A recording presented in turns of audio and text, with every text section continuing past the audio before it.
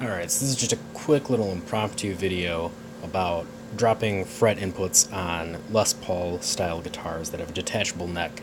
So the way that the detachable neck works is on the neck side there's this little contact pad that has 6 little contacts on there. And then from the actual PCB, the main board, there are these 6 pins that are spring loaded that push down onto those to complete a circuit. However, through time, these get worn down, the springs get overly compressed in the pins there, and there's also some play in the neck, so it's possible that while you're playing, it can flex and these will get disconnected from the pins there. And if you're lucky, it's just one fret will drop and go out, and it'll be really intermittent. It'll be like the green fret, so you don't notice it sometimes. But if you're unlucky, it'll be one of the ground ones, and all your frets will stop working. But this is going to be how to solve that issue without hardwiring. So you don't actually even need to take apart your guitar for this. You just need to take out the neck. And something that is helpful is flux, if you've got some flux. If not, you can just use regular solder, but the flux makes it a lot cleaner and easier. But I'm going to bring this camera in just a touch closer, and I'm going to show you exactly what I'm going to do here. So on this set of pads right here, I'm going to do the old digital zoom.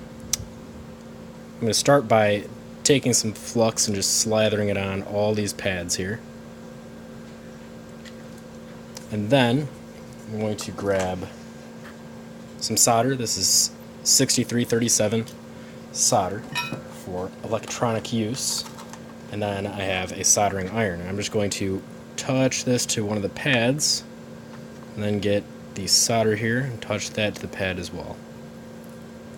And the end result is going to be that I'm going to have this little bead of solder on there.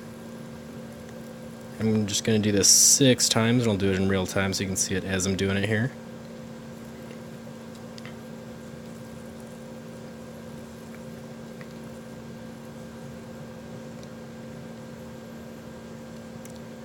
And you don't need a huge amount, you need just a little tiny bead on there just to look like a little droplet of water.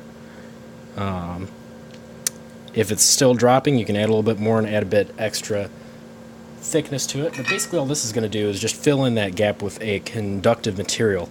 So if the fretboard tends to wiggle, it'll be less likely to disconnect and create a gap between the circuit there. If you are using flux like me, you'll see that there's a lot of it just gooped all over the board. That's one reason that disassembling it is handy, because you can just take a paper towel like this and just dab that off. Use a little bit of 91% isopropyl alcohol and then clean it off nice and thoroughly just so it doesn't create any corrosion on there.